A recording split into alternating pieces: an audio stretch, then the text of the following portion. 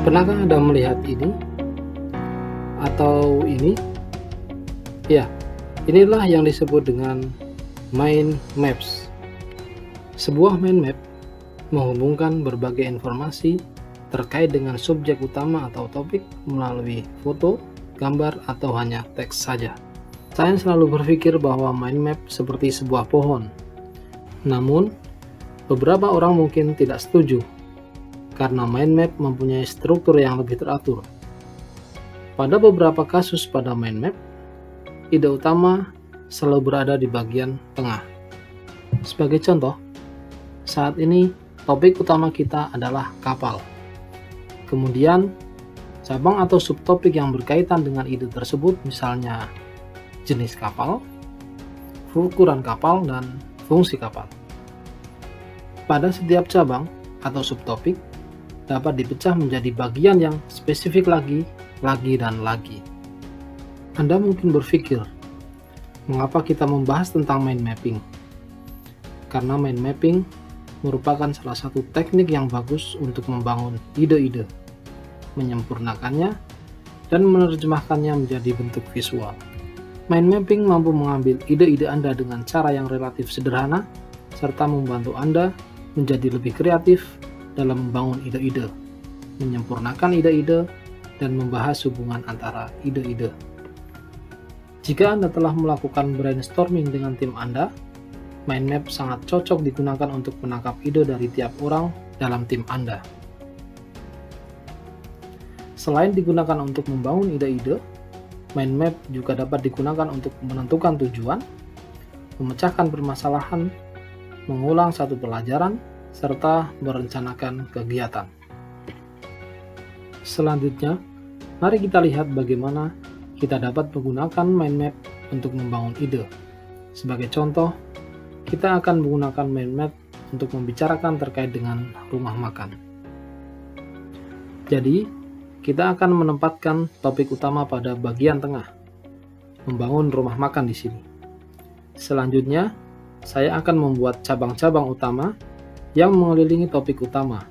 Kemudian saya akan menuju satu level yang lebih dalam pada setiap cabangnya. Kita mulai dari masakan. Masakan apa yang akan saya sajikan pada rumah makan baru saya? Saya suka masakan tradisional, tetapi saya juga suka seafood. Atau beberapa orang senang mencoba masakan modern atau bahkan camilan. Seperti yang Anda lihat pada layar, saya meletakkan ide-ide tersebut dalam cabang-cabang mind map. Selanjutnya, kita lihat bagaimana konsep layanan pada rumah makan. Barangkali konsep layanan yang akan kita bangun adalah layanan penuh atau full service, prasmanan, atau bahkan fast food. Sudahkah saya mempertimbangkan beberapa aspek ini? Apakah saya siap untuk memulai rumah makan saya? Saya kira belum. Salah satu keunggulan mind map adalah membantu kita untuk tidak melupakan sesuatu ide dari kita. Selanjutnya, hal yang dapat kita pertimbangkan dalam membangun rumah makan adalah lokasi. Apakah terletak di mall, ruko, atau kaki lima? Kemudian ukurannya? Ukuran saya kira juga penting. Berapa ukuran rumah makan yang akan dibangun? Besar, sedang, atau kecil? Baik, inilah salah satu cara bagaimana membangun ide melalui teknik mind mapping tentang bagaimana yang harus dilakukan untuk mulai membangun sebuah rumah makan.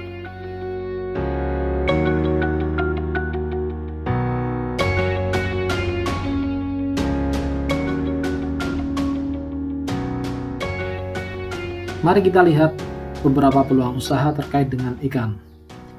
Saya akan menempatkan ikan sebagai topik utama bahasan pada bagian tengah mind map. Kemudian memulai menyusun sebuah map. Saya dapat mengambil ide sederhana dengan melihat bagaimana pemanfaatan sumber daya ikan.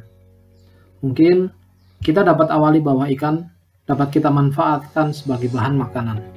Memang, pada kenyataannya, secara umum ikan dimanfaatkan untuk dimakan. Selanjutnya, Kita dapat membuat olahan makanan. Ikan dapat diolah menjadi nugget, bakso ikan, dan sashimi. Budidaya ikan barangkali menjadi salah satu pilihan yang lain. Kita dapat budidayakan ikan secara lebih khusus pada pembesaran ikan atau pembenihan. Kita juga dapat membangun usaha pengemasan ikan dengan pengalengan ikan, membuat brand, sehingga nilai jual ikan akan naik.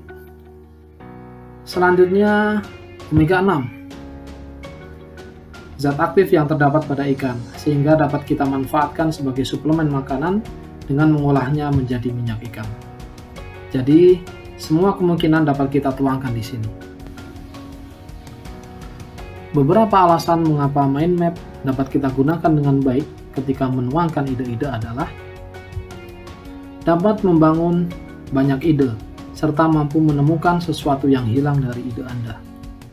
Kemudian, menyediakan gambaran umum secara singkat pada subjek yang relatif luas, sekaligus menghimpun banyak informasi. Mind map merupakan proses intuitif yang meniru bagaimana otak kita berpikir, yang mana secara alamiah, otak kita tidak berpikir secara linear, namun berpikir secara keseluruhan semua yang berkaitan. Sekali Anda memulai, maka segala kemungkinannya hampir tidak akan berakhir.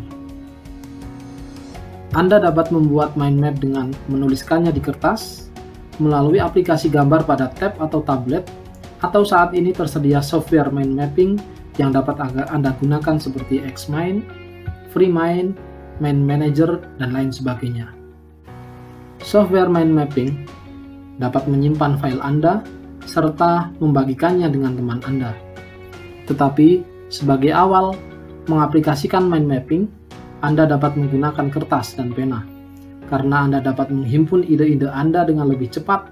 Selain itu, aktivitas menggambar cabang-cabang mind map dapat membantu kita dengan cepat mengasosiasikan ide-ide kita. Pelajari teknik ini dengan baik. Hal ini dapat membantu menemukan ide-ide besar Anda.